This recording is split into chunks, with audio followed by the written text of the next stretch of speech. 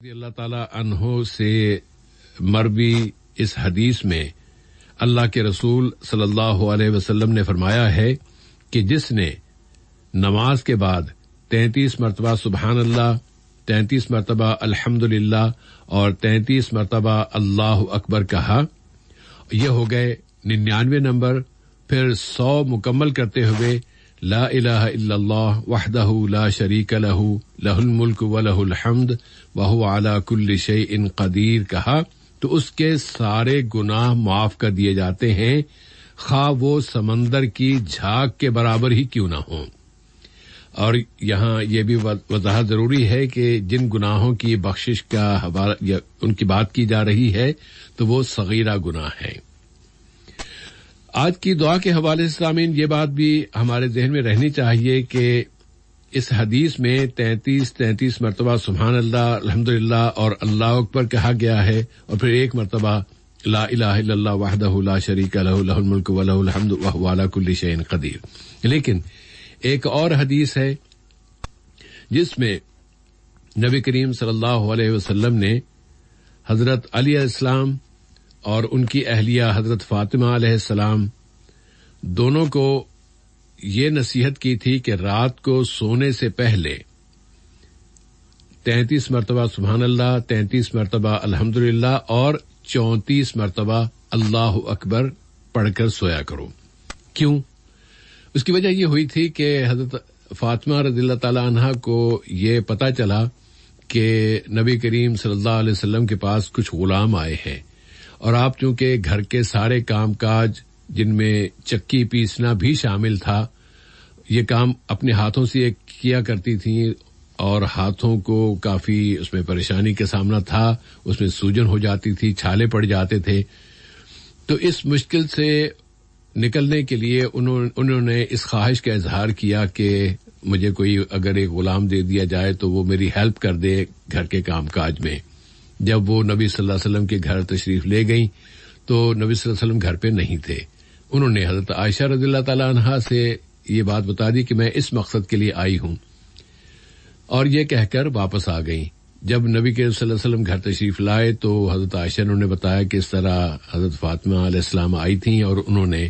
اس خواہش کا اظہار کیا تھا. تو اس کے بعد پھر نبی صلی اللہ علیہ وسلم رات گئے، یعنی عشاء کے بعد جب کہ لوگ سونے کی تیاری کر رہے تھے. حضرت علی اور حضرت علی،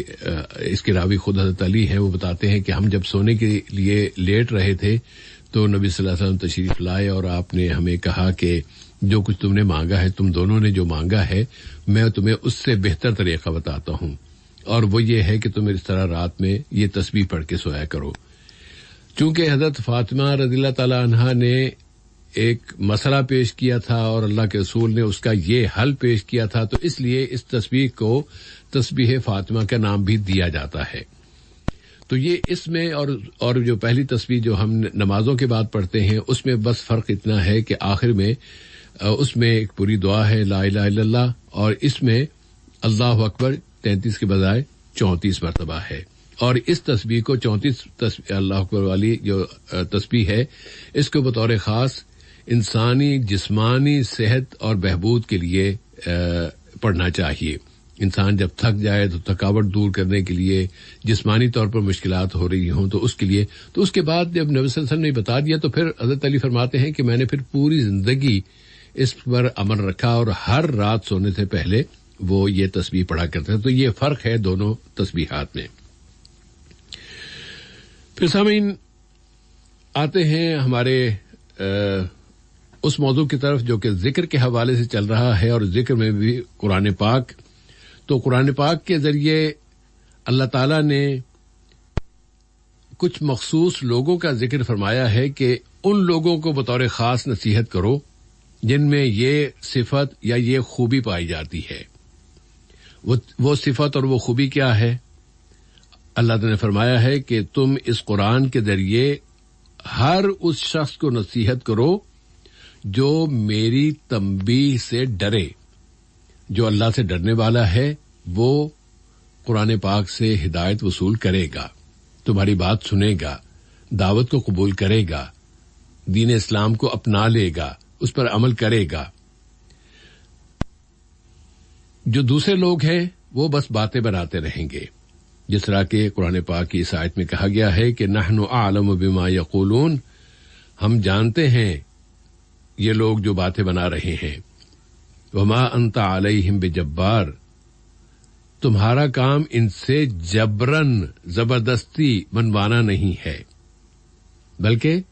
فذکر بالقرآن من یخاف وعید، تم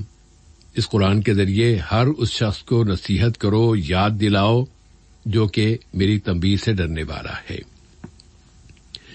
پھر سامعین، رسول اللہ صلی اللہ علیہ وسلم نے، یہ تو ہوئی قرآن پاک سے ایک دلیل،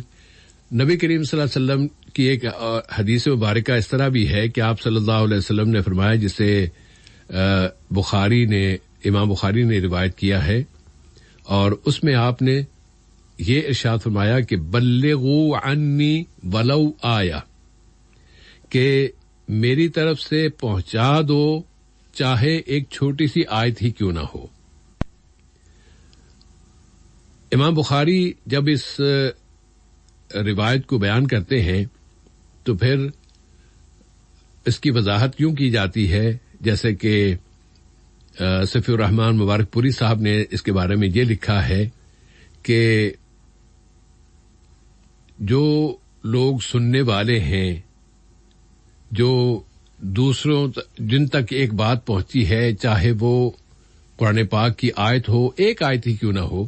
اس آیت کا مفہوم وہ صحیح سمجھے ہیں، تو پھر انہیں چاہیے کہ وہ دوسروں کو بھی اس مفہوم سے، اس مطلب سے، ان معانی سے آگاہ کریں۔ اور چونکہ نبی کریم صلی اللہ علیہ وسلم یہ فرما رہے ہیں کہ بلغوا عنی، میری طرف سے لوگوں تک پہنچا دو، دوسروں تک پہنچا دو، چاہے وہ ایک آیت ہی کیوں نہ ہو، تو قرآن پاک کی ایک چھوٹی سی آیت ہی کیوں نہ ہو، تو پھر جو خود اللہ کے رسول صلی اللہ علیہ وسلم کی اپنی حدیث مبارکہ ہو، اس کا وہ تو پھر اس سے پہلے آ جاتی ہے کہ اسے بھی بیان کیا جائے، اسے بھی لوگوں تک پہنچایا جائے، اور دین تو ہے ہی قرآن اور سنت کا نام۔ پھر سامعین، ایک جب ہم کہتے ہیں نا بار بار کہ قرآن پاک میں کئی مقامات پر بہت سی ایسی آیات آتی ہیں کہ جو انسان کے جسے سن کر، جسے پڑھ کر رونگٹے کھڑے ہو جاتے ہیں۔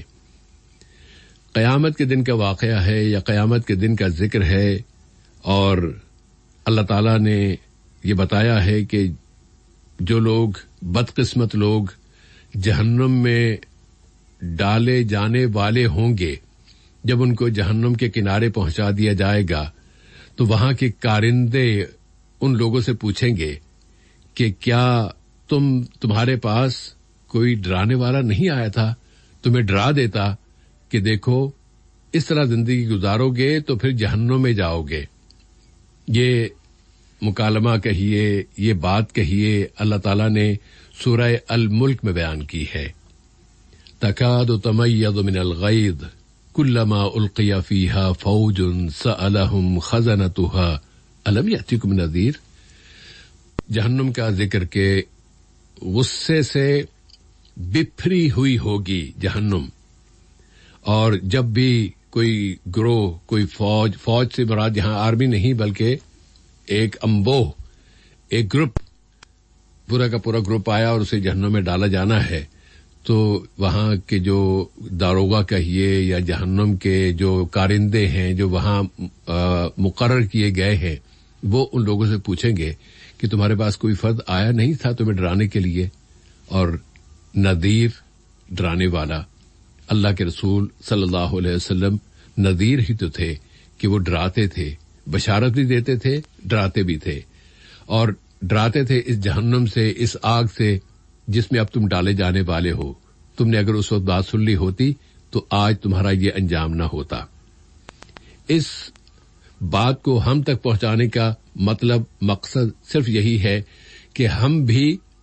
ابھی سے اپنی زندگی میں اس منظر، اس مقام اور اس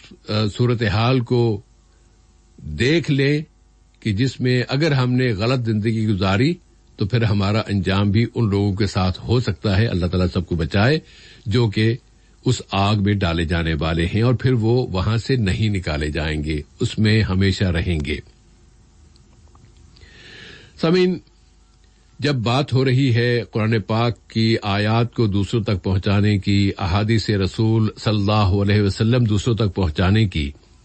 تو ہم دیکھتے ہیں کہ ہمارے ہاں بہت سے واعظین، مقررین، تقاریر کرنے والے، خطبات پیش کرنے والے، خطبے دینے والے بہت سی ضعیف روایات کو بھی دھڑلے سے بیان کر رہے ہوتے ہیں، اور ضعیف کی بھی تو کئی احادیث تو ضعیف کے انتہائی آخری اور پرلے درجے کی ضعیف کہ جو کہ فیبریکیٹڈ اور من گھڑت احادیث ہوتی ہیں وہ بھی بیان کر رہے ہوتے ہیں. جس طرح کہ اکثر اس کا ذکر آیا ہے کہ جی